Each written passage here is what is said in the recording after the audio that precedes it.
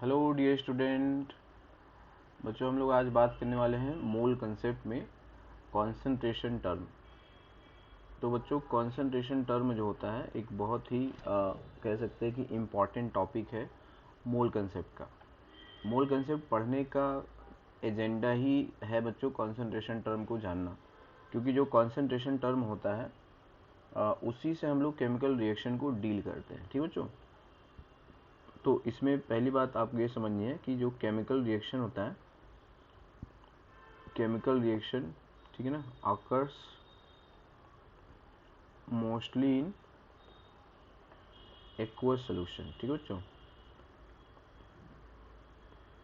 Aqueous solution में chemical reaction क्या होता है बच्चों, मोस्टली होता है ना। इनफैक्ट जो लैब में हम लोग काम करते हैं, कि लैब में जो हम लोग टेस्ट करते हैं, एक्सपेरिमेंट करते हैं, ठीक है, वो कहाँ पे करते हैं, एक्वस सॉल्यूशन में, है ना। स्पेशली हम लोग कहाँ पे जाते हैं, टाइट्रेशन करते वक्त, ठीक है ना, टाइट्रेशन करते हैं। तो इसमें कुछ बातें हैं जो बच्चों अच्छे से जाननी है। पहली बात है कि आपको जानना है बच्चों व्हाट इज सोल्यूशन। ठीक है ना, तो सोल्यूशन जो होता है वो क्या होता है बच्चों, होमोजीनियस होता है, होमोजीनियस मिक्सचर होता है, होमोजीनियस मिक्सचर।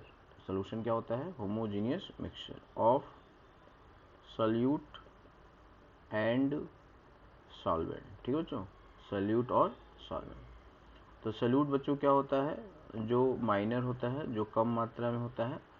सॉल्वेंट जो होता है बच्चों, जो ज़्यादा मात्रा में होता है, जो मेजर होता है। ठीक है ना। और सॉल्वेंट का जो फेज होता है बच्चों, है ना, इसका जो फेज है यानी कि जो फिजिकल स्टेट है, ठीक है, तो फेज ऑफ सॉल्वेंट क्या होगा बच्चों, फेज ऑफ सोल्यूशन होगा, है ना। फेज ऑफ सॉल्वेंट क्या होगा, फेज ऑफ सोल्यूशन होगा। यानी कि अगर सॉल्वेंट अगर लिक्विड में है तो सोल्यूशन लिक्विड में होगा, सॉल्वेंट सॉलिड में है तो सोल्यूशन भी सॉलिड में होगा।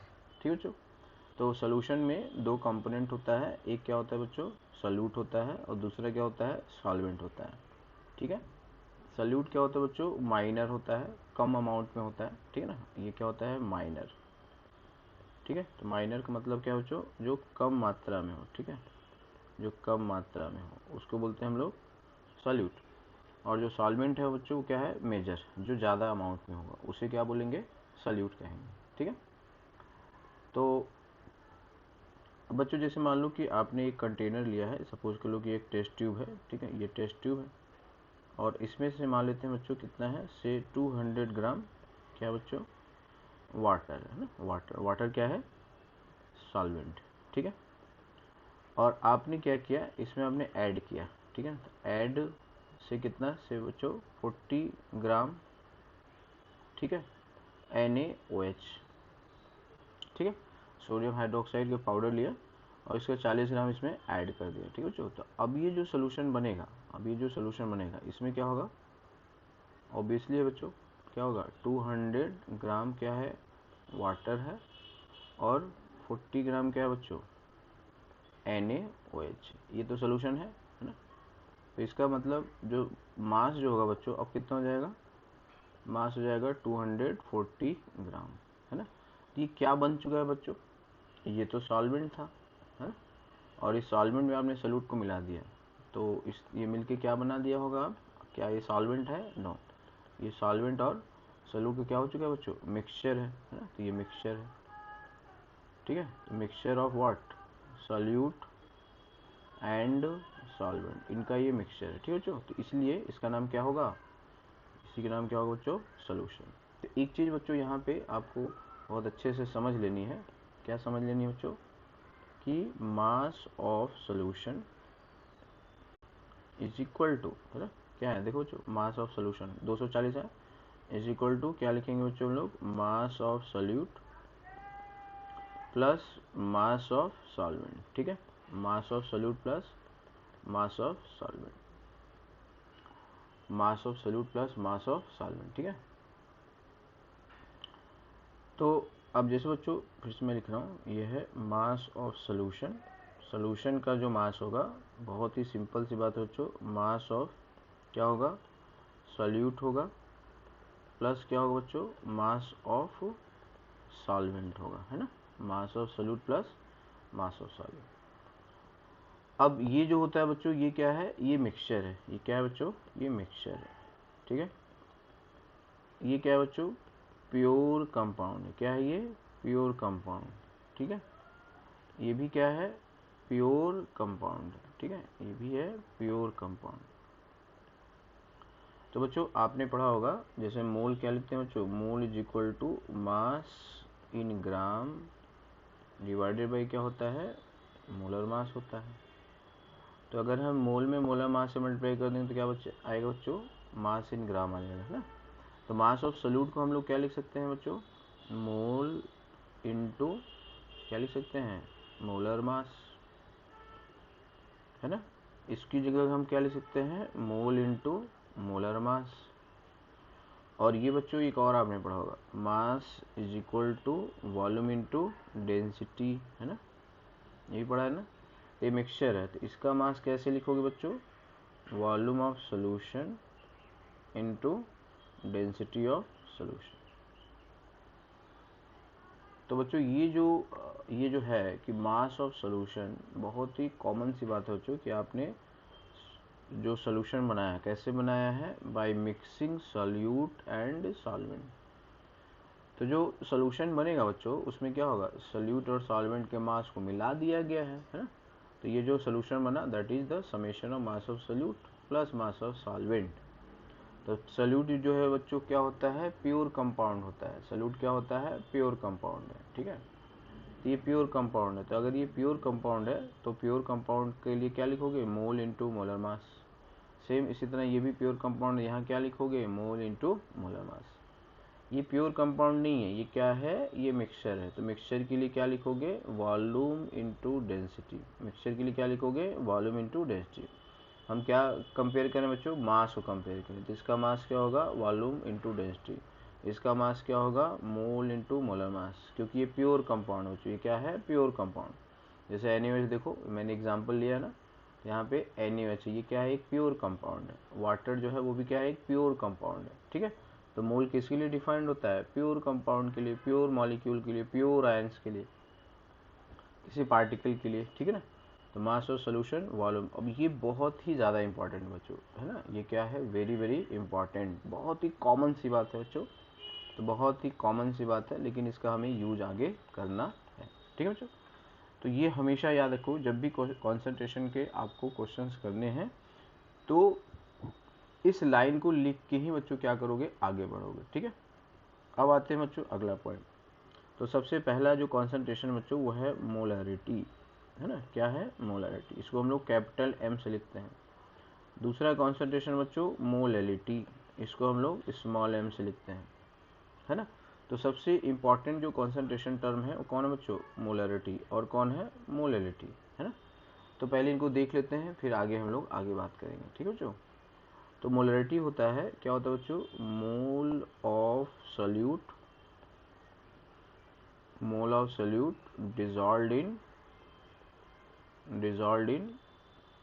1 लीटर, और यहाँ पे क्या बोल रहा हूँ बच्चों, सॉल्यूशन, है ना। तो बच्चों हमेशा एक चीज़ ध्यान रखना कि सॉल्यूशन और सॉल्वेंट को क्या करना है, सॉल्यूशन और सॉल्वेंट को क्या करना है बच्चों, को डिस्टिंग्विश करते रहना है, डिस्टिंग्विश करते रहना है। सॉल्यूशन और सॉल्वेंट को क्या करते रहना बच्चों, डिस्टिंग्विश करते रहना है ना। कई बार हम लोग क्या करेंगे, सॉल्यूट और सॉल्वेंट को एक मान लेते हैं बच्चों, सॉल्यूट और सॉल्वेंट को एक मान लेते हैं, ठीक है। तो आपको एक नहीं मानना है, दोनों अलग अलग चीज़ें हैं। सॉल्वेंट में जब सॉल्यूट मिलाते हो, ठीक है, तब जाके क्या बनता है बच्चों, सॉल्यूशन बनता है। तो मोलैरिटी हमने क्या बताया बच्चों, मोल ऑफ सॉल्यूट, सॉल्यूट का मोल चाहिए होगा, है ना, डिजॉल्व इन 1 लीटर सॉल्यूशन, ठीक है। तो कैपिटल M लिखते हैं बच्चों, इस capital M is equal to N, N मतलब है सॉल्यूट का मोल, ठीक है ना, solute divided by volume of solution in litre, ठीक है बच्चों।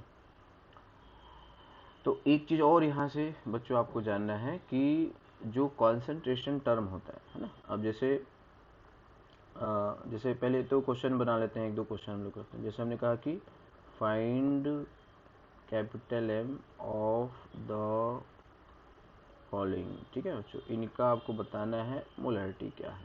पहला लिया है बच्चों 0.1 मोल H2SO4 dissolved in 500 ml solution, ठीक है बच्चों। तो क्या हम इसका आंसर बता सकते हैं? बहुत इजी है ना।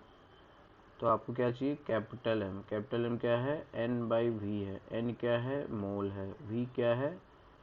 सॉल्यूशन का वॉल्यूम। लीटर में लेना है। किस में लेना है? लीटर में लेना है, ठीक है बच्चों। सॉल्यूशन का वॉल्यूम किस में लेना है? लीटर में। तो यानी कि हमें दो चीज़ चाहिए, ठीक है बच्चों। तो यहाँ पे देखो क्या एन आपको दिया है, यस 0.1 मोल दिया है। वॉल्यूम दिया है, यस 0.5 लीटर दिया है, ठीक है। तो क्या हम कैपिटल एम निकाल पाए बच्चों? N/V। तो N की वैल्यू कितना है? 0.1 बाई V कितना बच्चों? 0.5, ठीक है। तो ये हो जाएगा 1/2, यह हो गया 0.2, है ना। तो हम क्या बोलेंगे? मोलरिटी जो है वो कितना आ गया बच्चों? मोलरिटी कितना आ गया? 0.2। यूनिट क्या लिखोगे बच्चों? मोल पर लीटर। मोल पर लीटर, ये मोलरिटी यूनिट होगा बच्चों। जैसे यहाँ देखो, यहाँ पे यूनिट क्या आएगा? मोल पर लीटर। किसका मोल लेना है बच्चों? किसका मोल लेना है? सॉल्यूट का। किसका वॉल्यूम लेना है? सॉल्यूशन का। सॉल्वेंट का वॉल्यूम नहीं लेना है, किसका लेना है? सॉल्यूशन का लेना है, ठीक है ना। अगला क्वेश्चन करते हैं बच्चों, सेकेंड क्वेश्चन।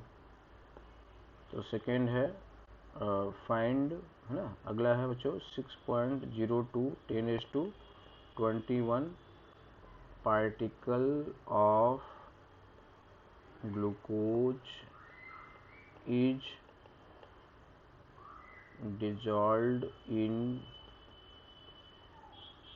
ठीक है बच्चों, 200 ml सॉल्यूशन। ये दिया बच्चों।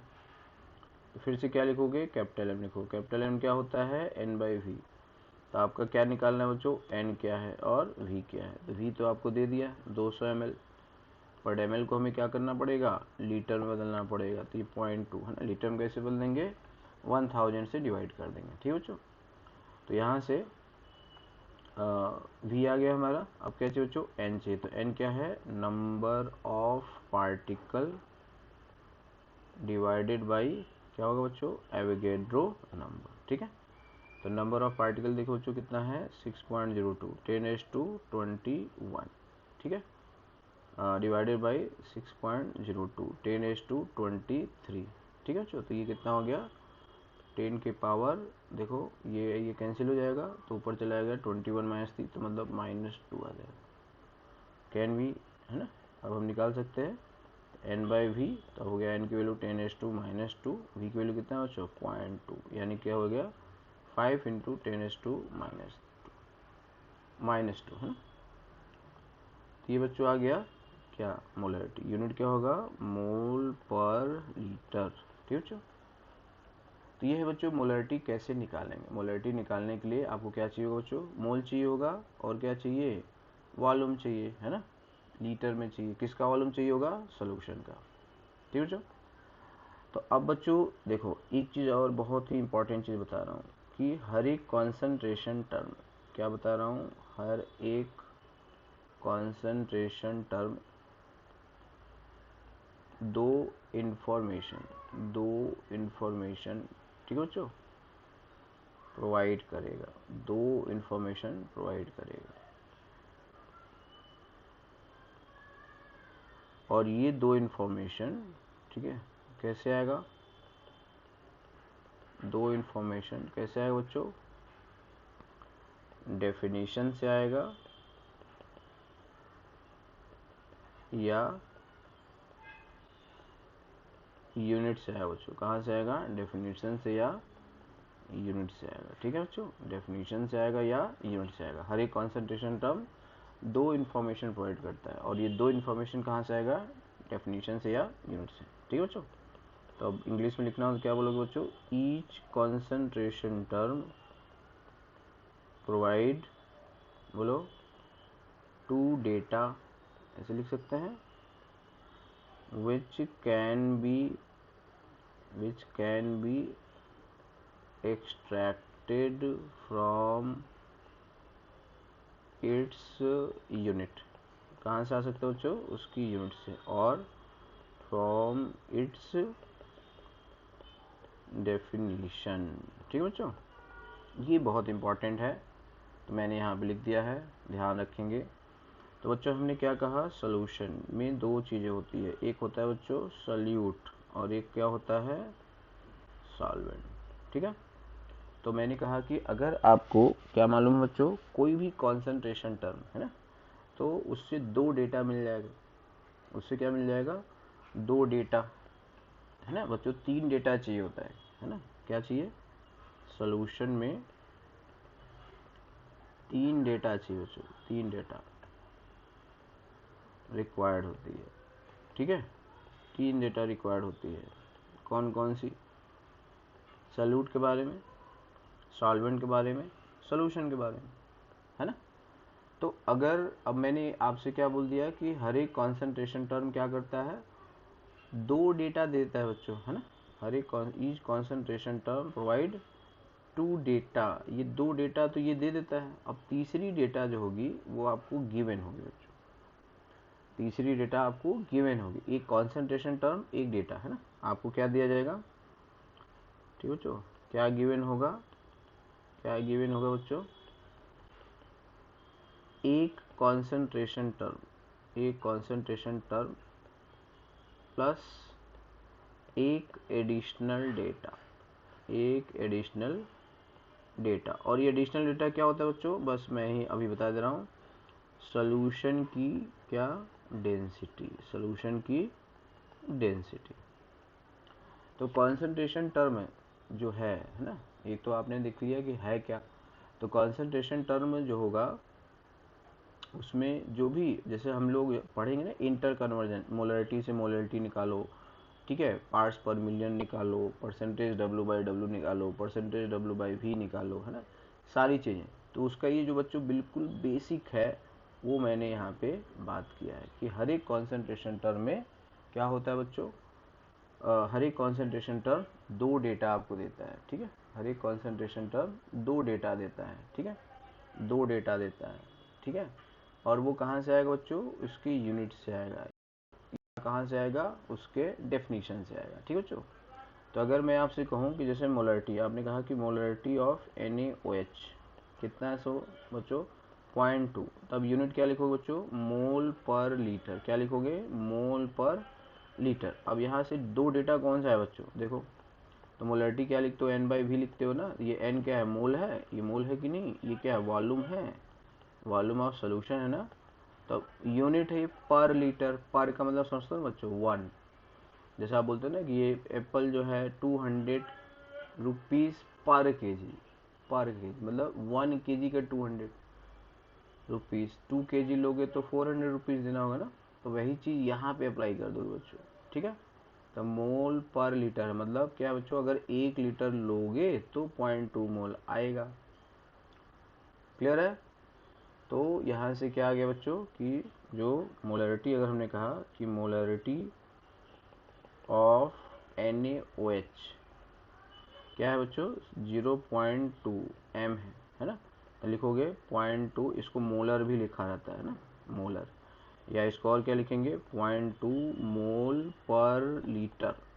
तो यहाँ से अब दो डेटा कौन से निकल गए बच्चों, अभी बताया ना, पर का मतलब, यानी कि 0.2 मोल क्या है, सॉल्यूट है, यानी कि सॉल्यूट क्या है बच्चों, NaOH है, और क्या है, और 1 लीटर क्या है बच्चों, सोल्यूशन है, 1 लीटर क्या है, सोल्यूशन है। ठीक है,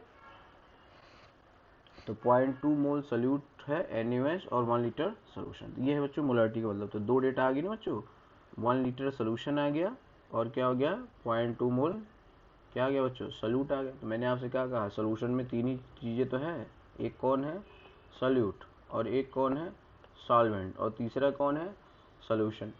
तो अगर हमको दो डेटा आ गई ना बच्चों, कौन कौन सी डेटा आ गई, सोल्यूशन का और सोल्यूट का, अगर आपको मोलरिटी पता है तो मोलरिटी आपको क्या दे देता है, कि सोल्यूशन क्या है ना, मोलरिटी क्या देता है, इसके बारे में बताता है, इसके बारे में बताता है ना। ये क्या है बच्चों, मोलरिटी। तो मोलरिटी मालूम है तो सोल्यूशन का वॉल्यूम आ जाएगा और सोल्यूट का क्या आएगा बच्चों, मोल आएगा।